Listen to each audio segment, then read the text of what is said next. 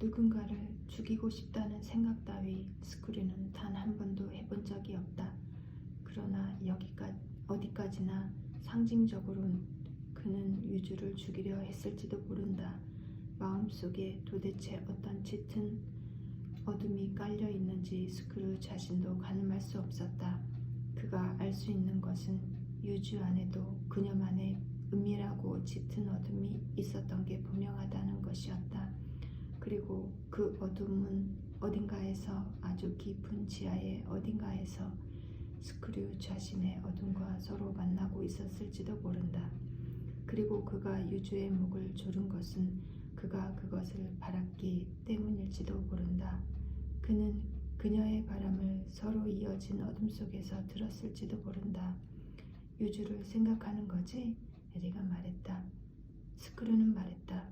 지금까지 나는 계속 내가 희생자라고만 생각했어. 이유도 없이 가혹한 짓을 당했다고 생각해왔어. 그 때문에 가슴에 깊은 상처를 입었고 그 상처가 내 인생의 자연스러운 흐름을 비틀었다고. 솔직히 말해 너희 넷을 원망하기도 했어. 왜 나만 이런 참혹한 꼴을 당해야 하느냐고. 하지만 사실은 그렇지 않았을지도 몰라. 나는 희생자이기만 한 게 아니라 동시에 나도 모르는 사이에 주위 사람들에게 상처를 줬을지도 몰라. 그리고 그 칼날이 나를 벤 건지도 몰라. 에리는 아무 말 없이 스크류의 얼굴을 가만히 바라보았다. 그리고 내가 유주를 죽였을지도 몰라. 스크류는 정직하게 말했다. 그날 밤 그의 방문을 두드린 사람이 나일지도 몰라. 어떤 의미에서는, 에리가 말했다. 스크류는 고개를 끄덕였다. 어떤 의미에서는 나도 유주를 죽였어 하고 에리가 말했다. 그리고 얼굴을 옆으로 돌렸다. 그날 밤 그의 방문을 두드린 사람이 나일지도 몰라. 스크류는 깨끗하게 햇빛에 그을린 그녀의 옆얼굴을 바라보았다. 살짝 위로 올라간 코 생김새를 그는 옛날부터 좋아했다. 우리는 저마다 그런 상념을 짊어진 거야, 에리는 말했다. 잠깐 바람이 멈춘 듯 창의 하얀 커튼이 꼼짝도 하지 않았다. 보트가 부딪히는 소리도 나지 않았다. 새 울음소리만 들려왔다. 지금까지 들어보지 못한 신비로운 멜로디를 연주하는 새였다. 그녀는 잠시 새 울음소리에 귀를 기울이다가 머리핀을 집어들고 다시 앞머리를 올렸다. 그리고 이마를 살며시 손가락으로 눌렀다. 넌 아카가 하는 일을 어떻게 생각해? 그녀가 물었다.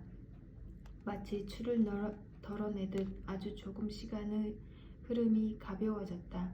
잘 모르겠어. 그 친구가 살아가는 세계는 내가 살아가는 곳과 너무 멀리 떨어져 있어. 좋고 나쁘고를 쉽게 판단할 수 없어. 난 아카가 하는 일이 별로 좋아지지 않아. 그건 분명해. 하지만 그렇다고 그 애를 잘라버릴 수는 없어. 그렇잖아? 옛날에 나한테는 좋은 최고의 친구 가운데 하나였으니까. 그리고 지금도 역시 좋은 친구 가운데 하나야. 벌써 7, 8년이나 만나지 않았지만. 그녀는 다시 한번 앞머리를 만졌다. 그리고 말했다. 아카는 말이지.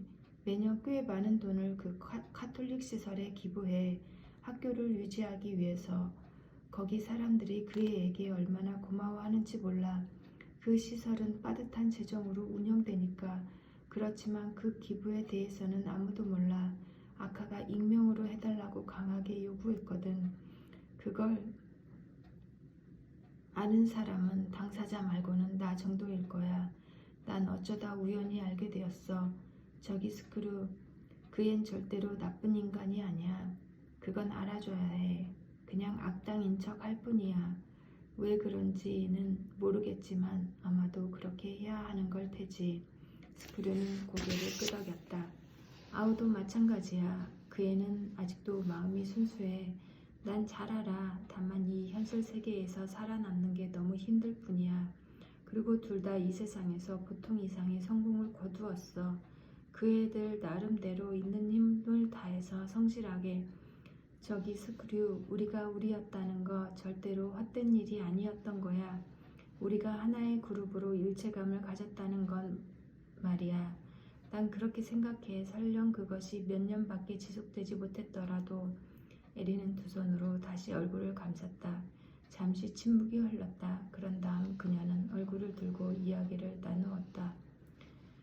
우리는 이렇게 살아왔어. 나도 너도. 그리고 살아남은 인간에게는 살아남은 인간으로서 질 수밖에 없는 책무가 있어. 그건 가능한 이대로 확고하게 여기서 살아가는 거야. 설령 온갖 일들이 불완전할 수밖에 없다 해도 내가 할 수 있는 일이란 고작 역을 만드는 거지만 그거면 돼. 넌 역을 만들어가면 돼. 넌 반드시 반듯하고 안전하면서 사람들이 기분 좋고 편리하게 사용할 수 있는 역을 만들고 있을 거야. 할 수 있는 한 그런 역을 만들려고 노력해.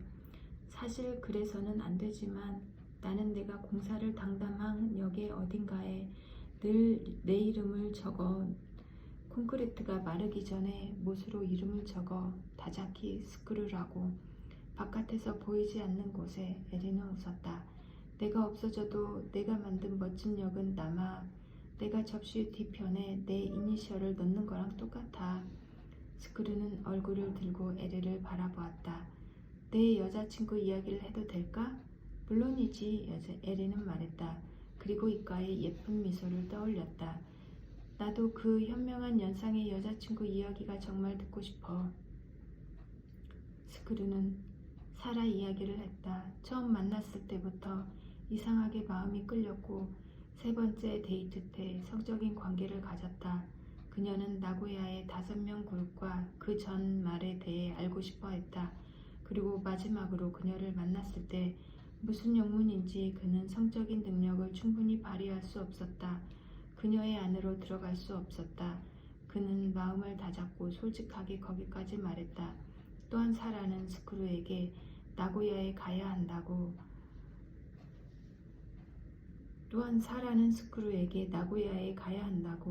그리고 핀란드에도 가야 한다고 강력히 주장했다.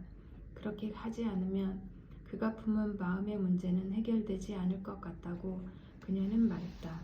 스크루는 사라를 사랑한다고 생각한다. 그녀와 결혼해도 좋다고 느낀다. 누군가에 대해 그런 강렬한 마음을 품은 건 아마도 처음이다. 그러나 아무래도 그녀에게는 나이 많은 연인이 있는 것 같다. 그 남자와 같이 걸을 때 사라는 정말 즐거워 보였다. 자신은 그녀를 그렇게 행복하게 만들어줄 수 없을지도 모른다. 에리는 그의 이야기를 주의 깊게 들어주었다. 그 사이 한마디도 끼어들지 않았다. 그리고 마지막에 이렇게 말했다. 있잖아 스크루. 넌 그 여자애를 잡아야 해. 어떤 일이 있어도 난 그렇게 생각해. 지금 그 여자를 놓쳐버리면 넌 앞으로 아무것도 가질 수 없을지도 몰라.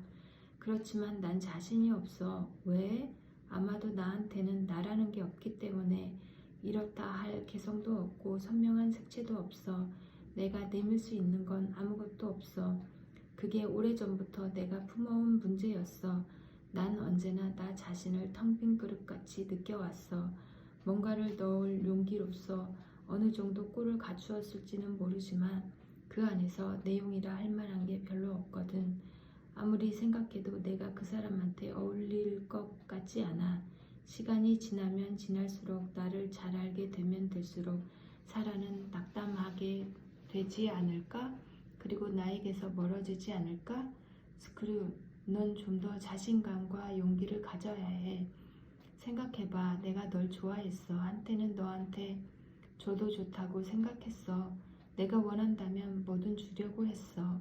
펄펄 끓는 피를 가진 여자애가 진지하게 그런 생각을 했던 거야. 너한테는 그만한 가치가 있어. 전혀 텅 비지 않았어. 그렇게 말해줘서 정말 기뻐. 정말이야. 그렇지만 지금은 잘 모르겠어.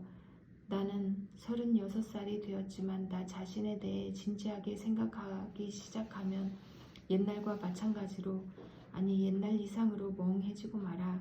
어쩌면 좋을지 마음을 정할 수가 없어. 특히 누군가에 대해 이렇게 강렬한 마음을 가진 건 태어나서 처음이니까.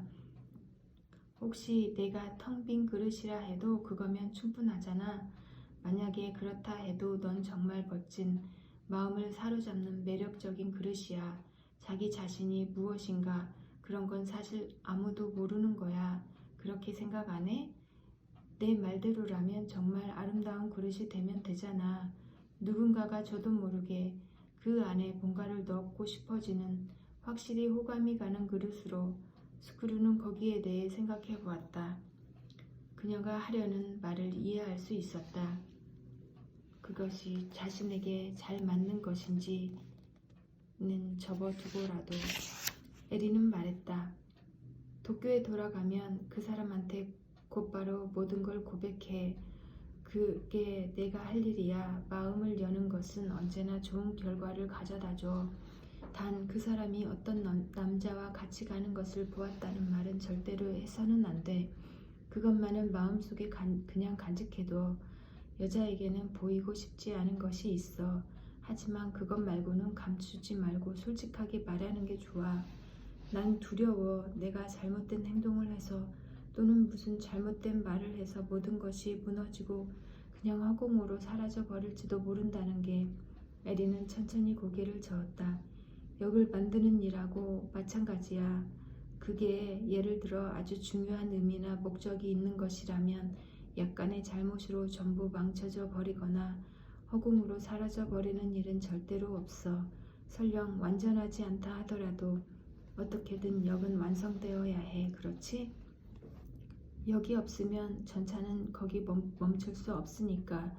그리고 소중한 사람을 맞이할 수도 없으니까. 만일 뭔가 잘못된 부분이 발견되면 필요에 따라 나중에 고치면 되는 거야. 먼저 역을 만들어. 그 여자를 위한 특별한 역을. 볼 일이 없어도 전차가 저도 모르게 멈추고 싶어 할 만한 역을. 그런 역을 머릿속에 떠올리고 거기에 구체적인 색과 형태를 주는 거야. 그리고 못으로 내 이름을 토대로 새기고 생명을 불어넣는 거야. 너한테는 그런 힘이 있어. 생각해봐. 차가운 밤바다를 혼자서 헤엄쳐 건넜잖아. 에리는 그에게 저녁을 함께하고 가라고 했다. 이 부근에서 아주 통통한 송어가 잡혀 프라이팬에 허브를 뿌리고 구우면 간단한 요리인데도 정말 괜찮아. 별일 없으면 우리 가족이랑 같이 식사라도 하고 가. 고마워. 하지만 이제 슬슬 가보는 게 좋을 것 같아. 해가 지기 전에 헬싱키로 돌아가고 싶어. 에리는 웃었다. 해가 지기 전에? 봐. 핀란드의 여름이야. 여긴 한밤중까지 환한 대낮이야. 그래도 에리는 그의 마음을 이해했다. 그녀는 말했다. 일부러 이렇게 먼 데까지 나랑 만나러 와줘서 고마워. 너랑 이렇게 이야기를 나눌 수 있어서 즐거웠어. 정말이야. 지금까지 오랜 세월 가슴에 맺혔던 것이 다 풀린 것 같아. 물론 모든 게 아주 시원스럽게 해결된 건 아니지만 그래도 나한테는 얼마나 큰 도움이 되었는지 몰라. 나도 마찬가지야. 넌 내게 큰 도움이 됐어. 남편과 아이들도 볼 수 있었고 내가 여기서 어떤 생활을 하는지도 알게 되었어. 그것만 해도 핀란드에 온 보람이 있었어. 두 사람은 오두막을 나와 폭스바겐 골프가 있는 곳까지 걸었다. 한 걸음 한 걸음 의미를 확인하면서 천천히. 그리고 마지막으로 다시 한번 포옹했다. 이번에 그녀는 울지 않았다. 그는 목덜미에 그녀의 안온한 미소를 느낄 수 있었다. 그녀의 풍만한 가슴은 살아가기 위한 힘을 잔뜩 머금었다. 그의 등에 두른 그녀의 손가락은 끝 간데 없이 힘차고 현실적이었다. 그런 다음 스크루는 에리와 아이들을 위해 일본에서 가지고 온 선물을 떠올렸다. 그는 차 안에 놓아둔 숄더백에서 그걸 꺼내 그녀에게 건넸다. 에리에게는 회양목 머리핀, 아이들에게는 일본 그림책. 고마워 스크루. 넌 예전이랑 하나도 안 변했어. 언제나 다정해. 그렇게 대단한 것도 아닌데 뭐. 스크루는 그것을 산 날 저녁에 남자와 나란히 오모테산도를 걸어가는 사라의 모습을 떠올렸다. 선물을 사려고 하지 않았더라면 그런 광경을 보지 못했을 것이다. 묘한 일이다. 안녕 다자키 스크루. 조심해서 잘 돌아가. 헤어질 때 에리는 말했다. 나쁜 난쟁이들한테 붙잡히지 말고. 나쁜 난쟁이들? 에리는 눈을 가늘게 떴다. 입술이 옛날처럼 살짝 장난스럽게 일그러졌다. 여기서는 자주 그런 말을 해. 나쁜 난쟁이들한테 붙잡히지 말고. 이 부근의 숲에는 옛날부터 그런 게 살거든. 알았어. 스크류는 웃으며 말했다. 나쁜 난쟁이들한테 붙잡히지 않을게. 혹시 기회가 있으면 아우랑 아카에게 전해줘. 나 여기서 잘 산다고. 전해줄게. 저기 가끔 그 둘하고 만나는 게 좋을 것 같아. 아니면 셋이서 같이. 너를 위해서라도 그 애들을 위해서도 그게 좋을 거라고 생각해. 그래, 그게 좋을지도 모르겠네. 그리고 어쩌면 나를 위해서도. 에리는 말했다. 물론 난 함께 할 수 없을 것 같지만 그래도. 스크류는 고개를 끄덕였다. 좀 안정되면 꼭 그런 기회를 만들어 볼게. 너를 위해서도. 그렇지만 참 이상해. 에리가 말했다. 뭐가? 그렇게 멋진 시대가 다시는 돌아오지 않는다는 게 온갖 아름다운 가능성이 시간의 흐름 속에 잠겨 사라져 버렸다는 것이. 스크류는 말없이 고개를 끄덕였다. 무슨 말이라도 해야 한다고 생각했지만 말이 나오지 않았다. 여기 겨울은 굉장히 길어.